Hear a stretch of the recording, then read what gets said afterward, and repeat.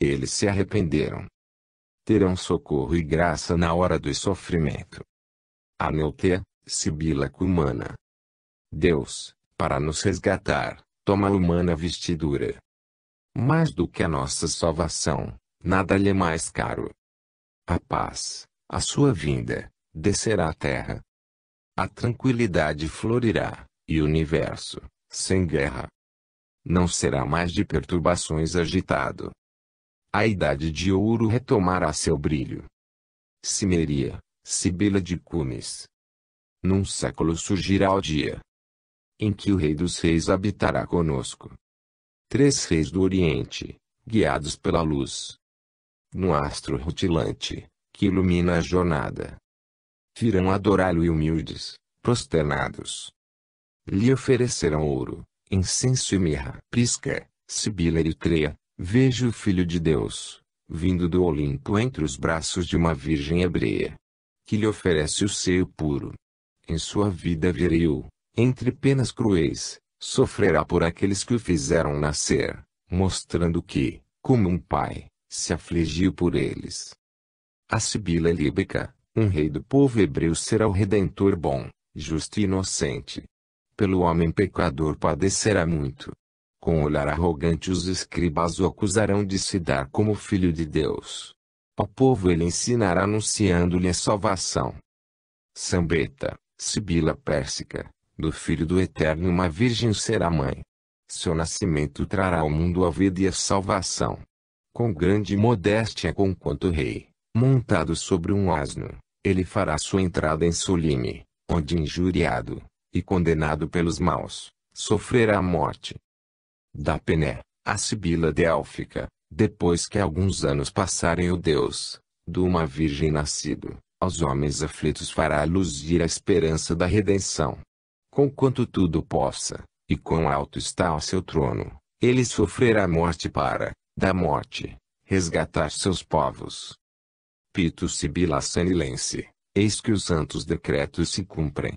Entre os dias mais claros, este é, de uma bela claridade que tudo ilumina. As trevas se vão. Deus, seu Filho nos manda para abrir nossos olhos. Eia! Vede o imortal que de espinhos se cobre e por nós se entrega à morte. E, por fim a Sibila Ancira, da Prígia, o filho excelso do Pai poderoso tendo sofrido a morte abate-se, frio, inerte, sobre o colo débil de sua mãe. Vendo-lhe o corpo dessangrado ela sofre profundo golpe. Ele está morto. Sem ele nós morreríamos em nossos próprios pecados. De todas as sibilas celebradas pela tradição ou pela história, que viveram naqueles recuados tempos, como instrumentos das revelações do plano espiritual, da Pérsia ao Egito e à Grécia, poucas foram as que deixaram de referir-se ao advento do Messias esperado. Eis quais foram: Lampusa, a Coloponiense, descendente de Cauchas, que combateu com os gregos em Troia. Cassandra, filha de Príamo.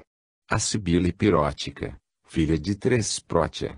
Manto, filha de Tirxias, célebre vidente de Tebas e Beocia, cantada por Homero.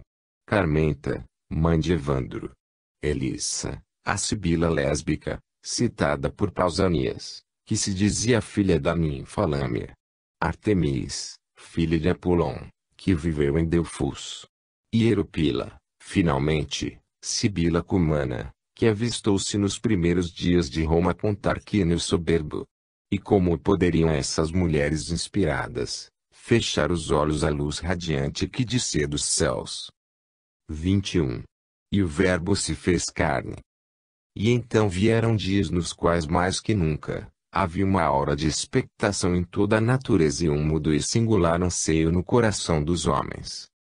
As vozes dos profetas tinham soado, advertindo todo o mundo sobre o advento miraculoso e até mesmo o local do divino nascimento já estava determinado, como vimos por Miqueias, da Palestina, e pelo Bharata Shastram, da Índia. Estava-se no século de Augusto, sob um pleno reinado de paz e de glória. O espírito dos dominadores saciado de vitórias e derrotas, repousava. Floresciam as artes, a literatura, A indústria e o comércio e a charrua roteava os campos fecundos, conduzida pelas mãos rudes e calejadas dos guerreiros e nativos. Em todos os lares, plebeus ou patrícios, as oferendas votivas se acumulavam nos altares engalanados dos deuses penates. Os templos sagrados de Marte tinham, enfim, cerrado suas portas, e as naves romanas trirremes, ao cantar monótono e doloroso dos escravos remadores, sulcavam, altivas, os verdes mares latinos, pejadas de mercadorias pacíficas vindas de todos os portos do globo. Na Roma imperial os dias se levantavam e se deitavam ao esplendor bárbaro e fascinante das diversões infindáveis dos anfiteatros repletos, e, sob a segurança das multidões apaziguadas pelo aroma do pão de trigo, bendito e farto, que não faltava mais em nenhum lar, o César sobrevivia. Saturado de glória efêmera e apoiado nas suas legiões invencíveis, e senhor do mundo recebia, indiferente e entediado, as homenagens e as reverências de todas as nações que conquistara.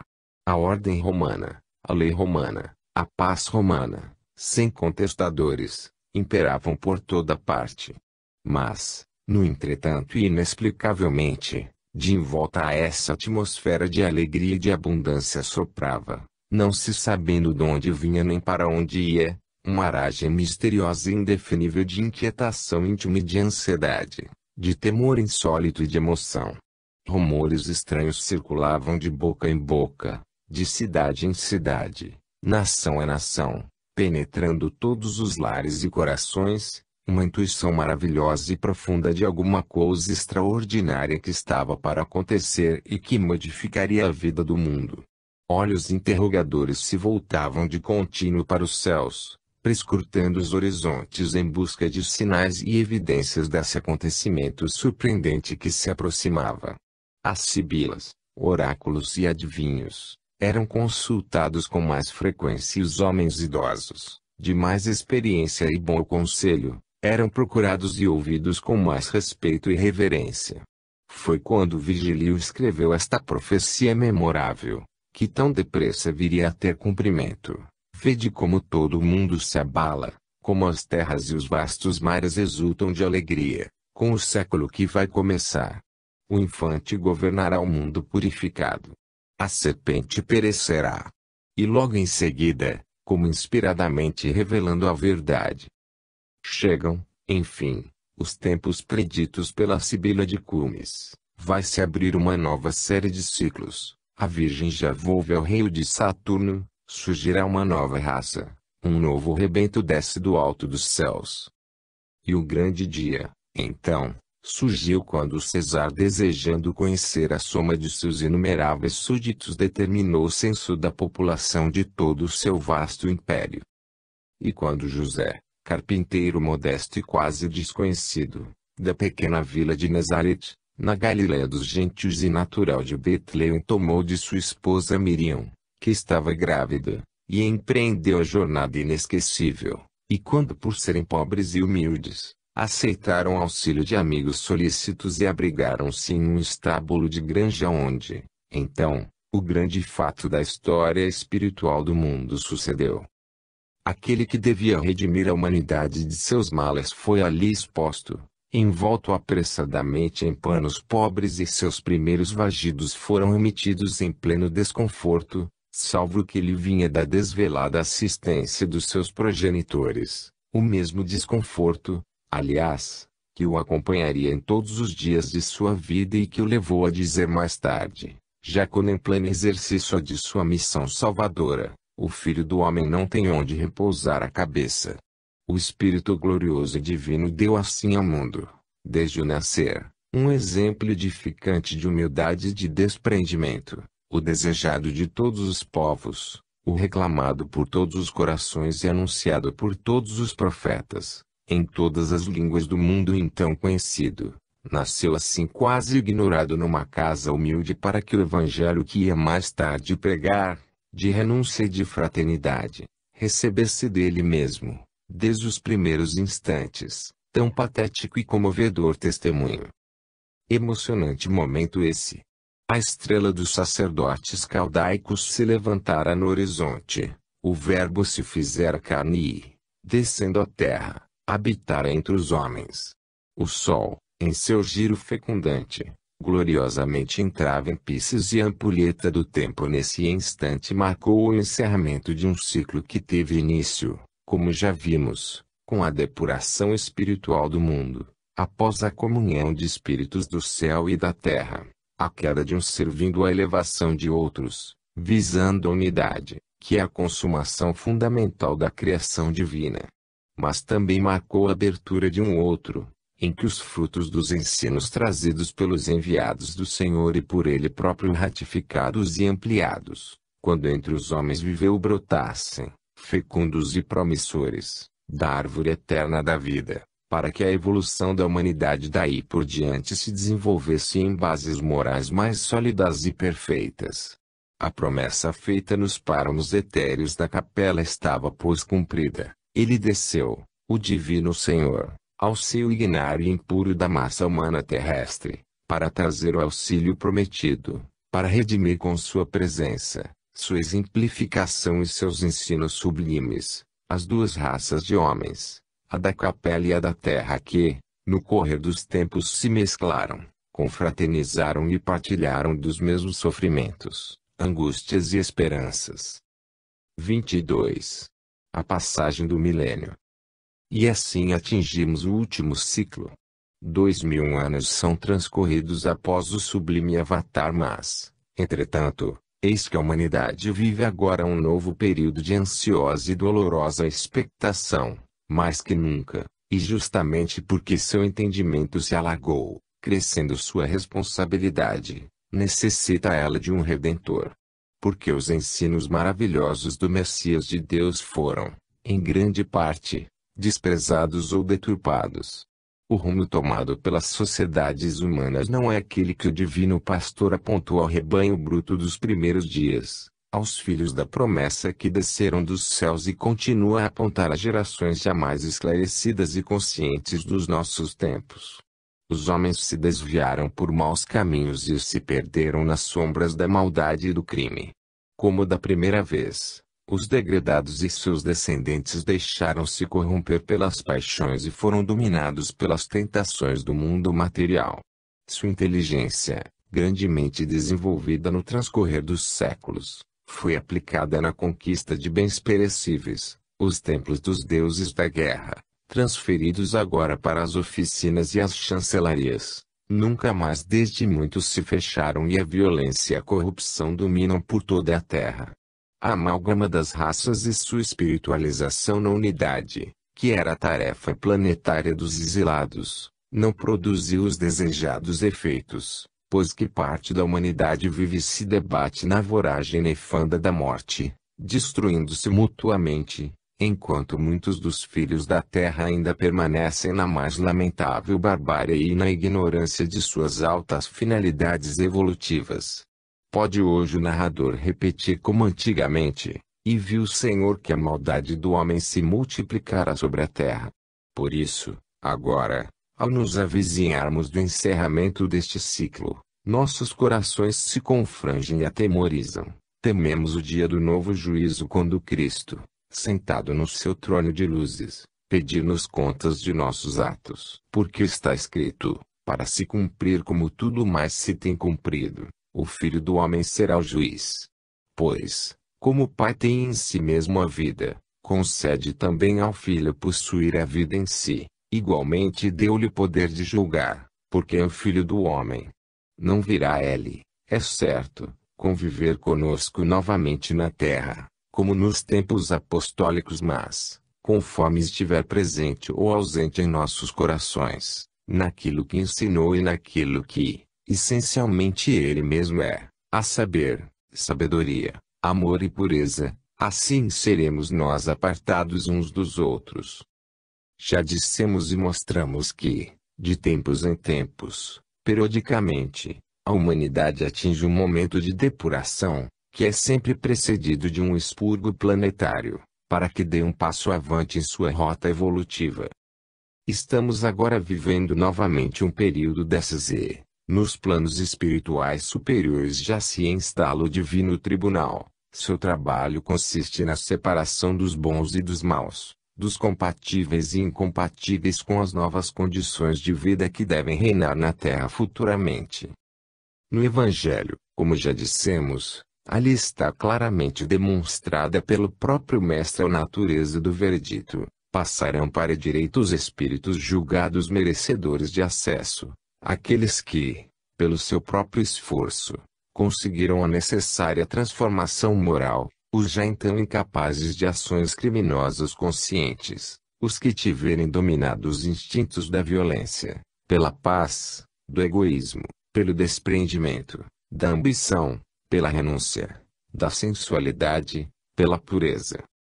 Todos aqueles, enfim, que possuírem em seus perispíritos a luminosidade reveladora da renovação, esses passarão para a direita, poderão fazer parte da nova humanidade redimida, habitarão o mundo purificado do terceiro milênio, onde imperarão novas leis, novos costumes, nova mentalidade social e no qual os povos, pela sua elevada conduta moral, tornarão uma realidade viva os ensinamentos do Messias. Quanto aos demais, aqueles para os quais as luzes da vida espiritual ainda não se acenderam, esses passarão para a esquerda, serão relegados a mundos inferiores, afins, onde viverão imersos em provas mais duras e acerbas, prosseguindo na expiação de seus erros, com os agravos da obstinação. Todavia, a misericórdia, como sempre, os cobrirá, pois terão como tarefa redentora o auxílio e orientação das humanidades retardadas desses mundos, com vistas ao apressamento de sua evolução coletiva.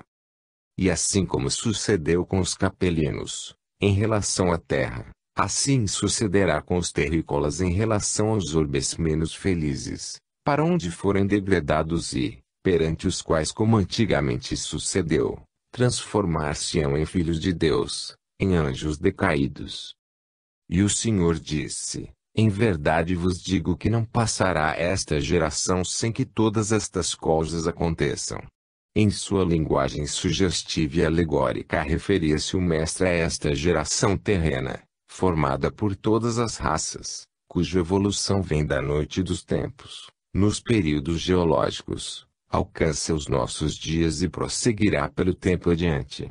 Não passará, quer dizer, não ascenderá na perfectibilidade, não habitará mundos melhores, não terá a vida mais feliz, antes que redima os erros do pretérito e seja submetida ao selecionamento que se dará neste fim de ciclo que se aproxima. Assim o expurgo destes nossos tempos, e que já está sendo iniciado nos planos etéreos, promoverá o alejamento de espíritos imperfeitos para outros mundos e, ao mesmo tempo, a imigração de espíritos de outros orbes para este. Os que já estão vindo agora, formando uma geração de crianças tão diferentes de tudo e quanto tínhamos visto até o presente, são espíritos que vão tomar parte nos últimos acontecimentos deste período de transição planetária, que antecederá a renovação em perspectiva, porém os que vierem em seguida serão já os da humanidade renovada, os futuros homens da intuição formadores de nova raça, a sexta, que habitará o mundo do terceiro milênio.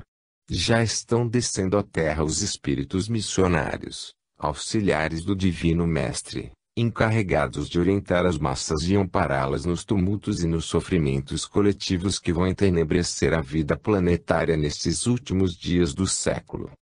Lemos no Evangelho e também ouvíamos, de há muito, a palavra dos mensageiros do Senhor advertindo que os tempos se aproximavam e caridosamente aconselhando aos homens que se guardassem do mal, orando e vigiando, como recomendara o Mestre. Mas agora essas mesmas vozes nos dizem que os tempos já estão chegados, que o machado já está posto novamente à raiz das árvores e os fatos que se desenrolam perante nossos olhos estão de forma evidente, comprovando as advertências. Estas, como também sucedeu nos tempos da codificação, são uniformes nos seus termos em todos os lugares e ocasiões, demonstrando assim que há uma ordenação de caráter geral, vinda dos planos superiores, para a coordenação harmoniosa e concordante dos acontecimentos planetários. Que ninguém, pois, permaneça indiferente a estes misericordiosos avisos para que possa, enquanto ainda é tempo, engrossar as fileiras daqueles que, no próximo julgamento, serão dignos da graça e da felicidade da redenção. O Sol entrará agora no signo do Aquário. Este é um signo de luz e de espiritualidade e governará um mundo novo onde, como já dissemos, mais altos atributos morais caracterizarão o homem planetário, onde não haverá mais lugar para as imperfeições que ainda hoje nos dominam, onde somente viverão aqueles que forem dignos do título de discípulos do Cristo em espírito e verdade. O novo ciclo, que se chamará o Reino do Evangelho, será iniciado pelos homens da sexta raça e terminado pelos da sétima, e em seu transcurso a Terra se transformará de mundo de expiação em mundo regenerado. Em grande maioria, julgamos, os atuais moradores da Terra não serão dignos de habitar esse mundo melhor, porque o nível médio da espiritualização planetária é ainda muito precário. Todavia, nem por isso seremos privados, qualquer que seja a nossa sorte, dos benefícios da compaixão do Senhor e de sua ajuda divina, e essa esperança nos levanta, ainda em tempo, para novas lutas, novas tentativas, novos esforços redentores. Cristo, essa luz que não pudemos ainda conquistar, representa para nossos espíritos retardados, um ideal humano a atingir, um arquétipo de sublimada expressão espiritual e seu evangelho, de beleza ímpar e de sabedoria incomparável, uma meta a alcançar algum dia. O homem desviou-se de seus rumos, fugiu do aprisco acolhedor, entronizando a inteligência e desprezando os sentimentos do coração. A ciência produziu frutos em largas messes que, no entretanto, têm sido amargos, não servindo para alimentar a alma, enobrecendo-a. Agora chegará o momento em que o coração dirá ao cérebro: baste o homem, com base nas palavras do Messias, provará que somente o amor redime para a eternidade. Por isso, no novo ciclo que vai se abrir, repetimos, um novo paraíso será perdido para muitos, novos filhos de Deus mais uma vez acharão formosas as filhas da terra, tomá-las-ão para si e ouvirão novamente a palavra do Senhor, dizendo: frutificai e multiplicai e enchei a terra. E um pouco mais os sinais desse dia surgirão no mundo, não mais somente provocados pela natureza, como no passado, mas, pelo próprio homem, com a aplicação de seu próprio engenho desvairado para que, assim, a responsabilidade do Espírito seja completa. O Evangelho foi ensinado para aplicação em todo um período de tempo e não para uma só época. Por isso que o Mestre disse ontem é como se o dissesse hoje, porque, com ligeiras modificações, também se aplica aos dias em que ele viveu como aos que nós estamos vivendo. Os cataclismos antigos eram necessários para o sofrimento coletivo tanto quanto os modernos, visto que o homem poucas evoluiu em todo esse tempo e o sofrimento continua sendo o elemento mais útil ao seu progresso espiritual. Em tempos idos, de uma erupção espontânea de Júpiter ou da ruptura de um de seus setores, nasceu um cometa que, pela sua aproximação da Terra, causou profundos e impressionantes cataclismos. Terras novas surgiram, mares e oceanos modificaram sua posição, dilúvios, terremotos, maremotos, descargas elétricas de tremendo poder destruidor, envenenamento da atmosfera, meteoritos, tudo desabou sobre o nosso torturado planeta, aterrorizando seus bárbaros e ignorantes habitantes. Mas por força desta aproximação cometária a Terra passou a girar de Ocidente para Oriente, ao contrário de como era antes, por terem seus polos se invertido.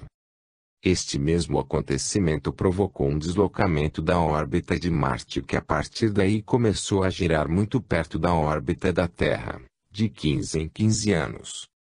Uns 6 ou 7 séculos antes da vinda do Mestre, Marte passou tão perto que provocou, também, inúmeros e temerosos cataclismos e a sombra do Sol recuou 10 graus, Como consequência da alteração do eixo da Terra em relação à eclíptica, a órbita por sua vez aumentou de 5 dias em torno do Sol e o eixo de rotação deslocou-se de 20 graus, trazendo como consequência inundações e regelamento de extensas regiões vizinhas dos polos. Por fim a Terra estabilizou-se. Mas todos estes cataclismos, segundo o que consta dos livros sagrados das religiões e anúncio de profetas de reputada sabedoria, deverão repetir-se e novos corpos celestes entrarão em cena provocando novas desgraças. No sermão profético o mestre avisou, e ouvireis de guerras e rumores de guerras, olhai, não vos assusteis, porque é mister que isso tudo aconteça, mas ainda não é o fim. Porque se levantará nação contra nação e reino contra reino e haverá fome, peste, e terremotos em vários lugares. 7 e 8. Mas todas essas coisas são o princípio das dores. Mateus. E o sol escurecerá e a lua não dará o seu resplendor e as estrelas cairão do céu e as potências dos céus serão abaladas. Ibid. 29.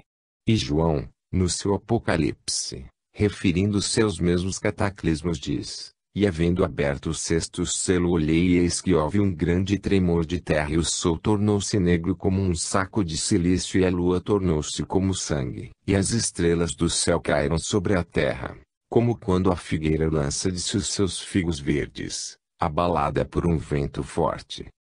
E o céu retirou-se como um livro que se enrola, e todos os montes e ilhas se moveram de seus lugares. Capítulo 6, 2, 13, 14.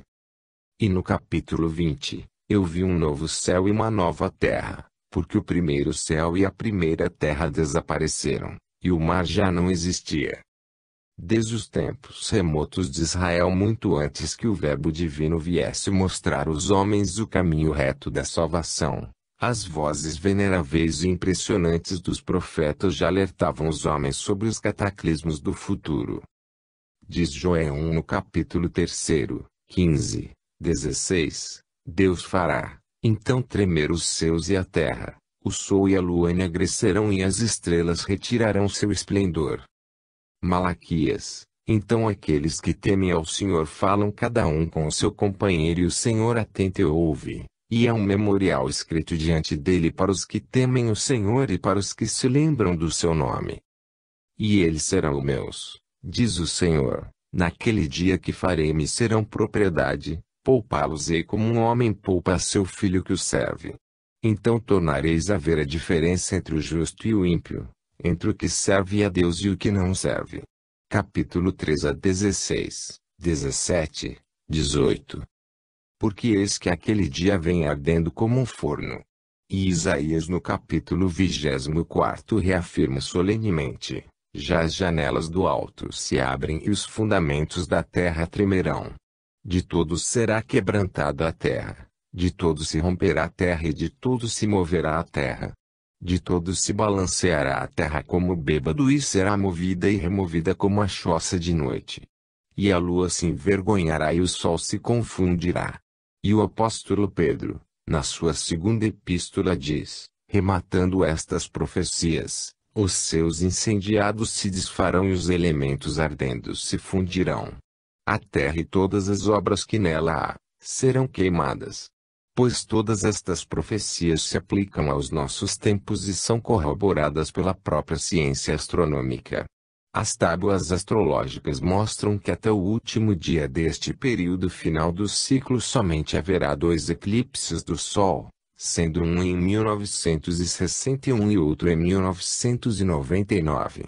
Por outro lado, as profecias, a começar do sermão profético de Jesus, todas se referem a alterações no funcionamento do Sol e da Lua, e consultando agora Nostradamus, o célebre médico e astrólogo francês falecido em 1566, vemos que ele confirma, séculos depois, as profecias israelitas, acrescentando-lhes detalhes impressionantes.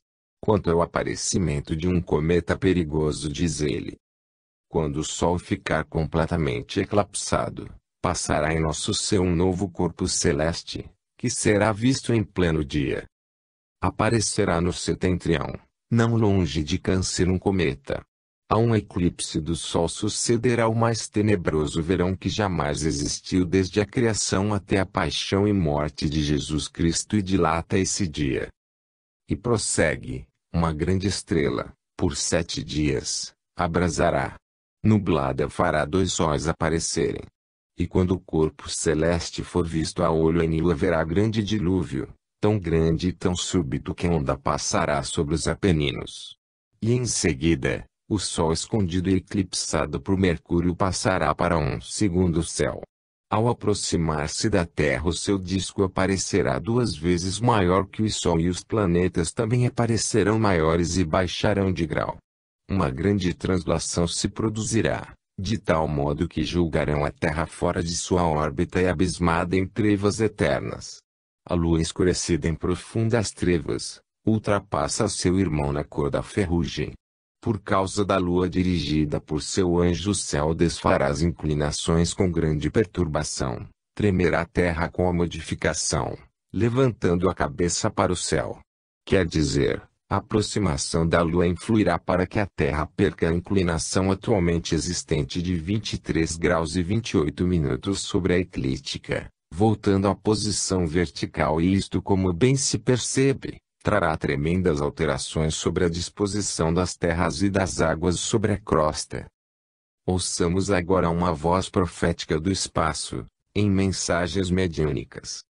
Como auxiliares dos senhores de mundos existem legiões de espíritos eminentemente sábios e altamente poderosos, que planejam o funcionamento dos sistemas siderais, com milhões de anos de antecedência. Outros que planejam as formas de coisas e seres, e outros, ainda, que fiscalizam esse funcionamento, fazendo com que as leis se cumpram inexoravelmente. Há um esmerado detalhamento, tanto no trabalho da criação como no do funcionamento dos sistemas e dos orbes. Enquanto a ciência terrestre se ocupa unicamente de fatos referentes aos limitados horizontes que lhes são marcados, a ciência dos espaços opera na base de galáxias, de sistemas e de orbes, em conjunto, abrangendo vastos incomensuráveis horizontes no tempo e no espaço. No que respeita aos astros individualmente e aos sistemas, a supervisão destes trabalhos compete a espíritos da esfera crística que, na hierarquia celestial, se conhecem como senhores do mundos. Estes espíritos, quando descem aos mundos materiais, fazem-nos, após demorada e dolorosa preparação, por estradas vibratórias rasgadas através de esferas cada vez mais pesadas, descendo de plano a plano até surgirem crucificados como deuses nos ergástulos da matéria que formam o plano onde se detém, na execução das tarefas salvadoras. A vida humana nos mundos inferiores, por muito curta, não permite que os espíritos encarnados percebam a extensão, a amplitude e a profundidade das sublimes atividades desses altíssimos espíritos. Seria preciso unir muitas vidas sucessivas, numa sequência de milênios, para se ter um vislumbre, conquanto ainda ínfimo, desse trabalho criativo e funcional que se opera no campo da vida infinita. Os períodos de expurgo estão também previstos nesse planejamento imenso. Quando os orbes se aproximam desses períodos, entram em uma fase de transição durante a qual aumenta enormemente a intensidade física e emocional da vida dos espíritos encarnados ali, quase sempre de baixo teor vibratório, vibração essa que se projeta maleficamente na aura própria do orbe e nos planos espirituais que lhes são adjacentes. Produz-se uma onda de magnetismo deletério que exige um processo, quase sempre violento e drástico, de purificação geral. Estamos agora em pleno regime de um período destes. O expurgo que se aproxima será feito em grande parte com auxílio de um astro 3.200 vezes maior que a Terra e que para aqui se movimenta, rapidamente, há alguns séculos. E sua influência já começou a se exercer sobre a Terra de forma decisiva quando o calendário marcou o início do segundo período deste século. Essa influência irá aumentando progressivamente até esta época, que será para todos os efeitos o momento crucial desta dolorosa transição. Como sua órbita é oblíqua em relação ao eixo da Terra, quando se aproximar mais, pela força magnética de sua capacidade de atração de massas, promoverá a verticalização do eixo com todas as terríveis consequências que este fenômeno produzirá. Por outro lado, quando se aproximar, também sugará da aura terrestre todas as almas que afinem com ele no mesmo teor vibratório de baixa tensão. Ninguém resistirá à força tremenda de sua vitalidade magnética, da crosta, do umbral e das trevas. Nenhum espírito se salvará dessa tremenda atração e será arrastado para o bojo incomensurável do passageiro descomunal. Com a verticalização do eixo da Terra, profundas mudanças ocorrerão: maremotos, terremotos, afundamento de terras, elevação de outras, erupções vulcânicas, degelos e inundações de vastos territórios planetários, profundas alterações atmosféricas e climáticas, fogo e cinzas, terror e morte por toda parte. Mas, passados os tormentosos dias, os polos se tornarão novamente habitáveis e a Terra se renovará em todos os sentidos, reflorescendo a vida humana em condições mais perfeitas e mais felizes.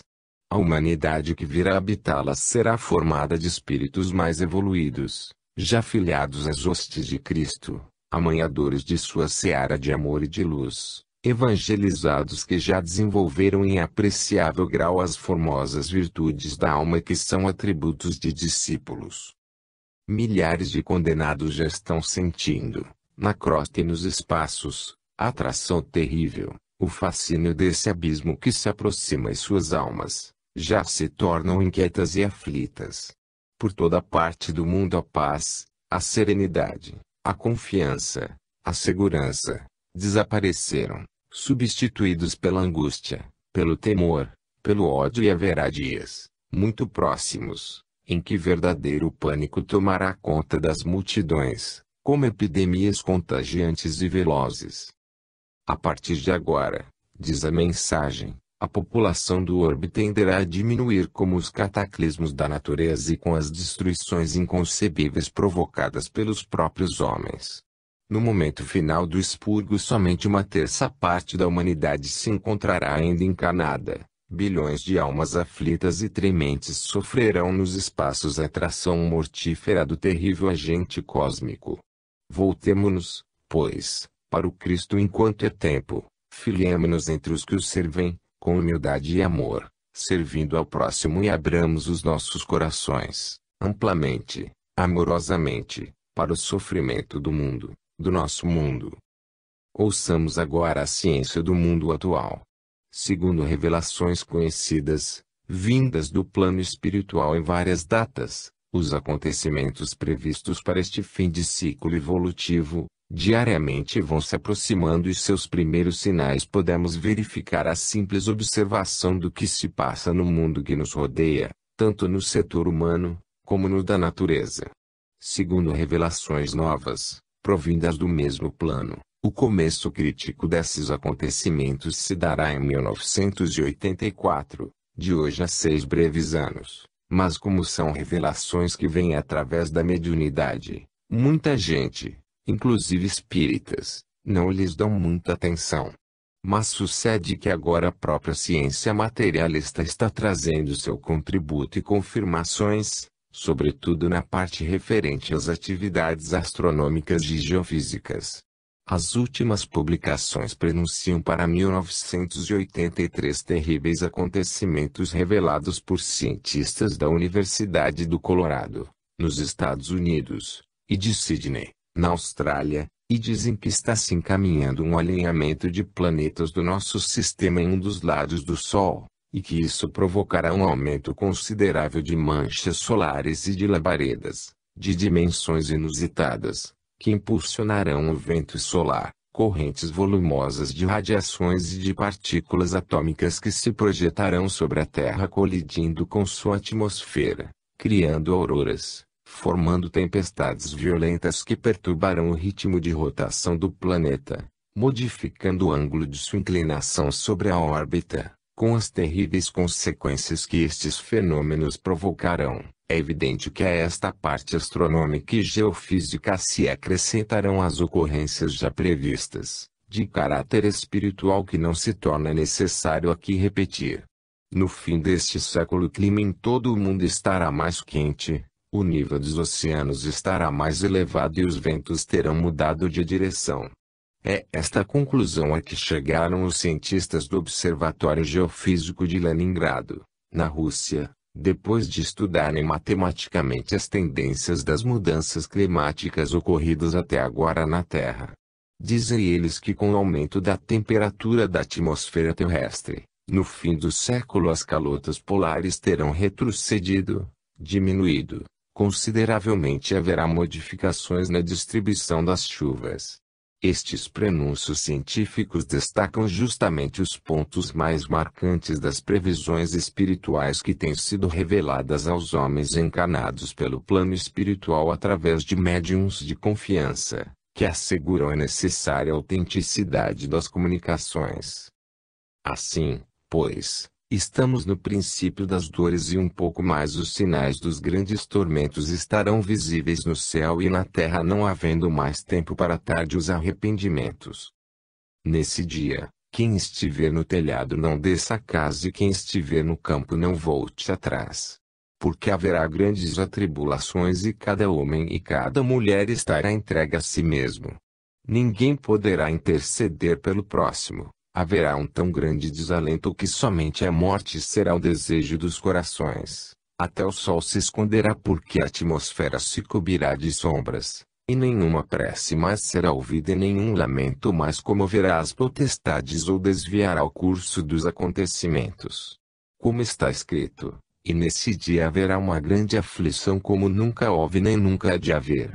Porque o Mestre é o Senhor. E se passam a terra e suas palavras não passarão. E ele disse, Jerusalém, Jerusalém, quantas vezes quis eu ajuntar os teus filhos como a galinha junta os seus pintos debaixo das asas e não o quiseste. Por isso não me vereis mais até que digais, bendito seja o que vem em nome do Senhor. E enquanto nossos olhos conturbados prescrutam os céus, seguindo, aflitos, a resta é a branca de luz que deixa, na sua esteira, a linda capela, o orbe longínquo dos nossos sonhos, rebuenda aos nossos ouvidos, vindas das profundezas do tempo, as palavras comovedoras de João, nos repetindo. Ele era a luz dos homens, a luz resplandeceu nas trevas e as trevas não a receberam. E só então, penitentes e contritos, nós medimos, na trágica e tremenda lição, a enormidade dos nossos erros e a extensão imensa de nossa obstinada cegueira. Porque fomos daqueles para os quais, naquele tempo, a luz resplandeceu e foi desprezada. Somos daqueles que repudiamos a salvação, somos os proscritos que ainda não se redimiram e que vão ser novamente julgados, pesados e medidos, no tribunal do divino poder. Por isso é que permanecemos ainda neste vale expiatório de sombras e de morte a entoar, lamentosamente, a nênia melancólica do arrependimento. Jerusalém, Jerusalém. Fim.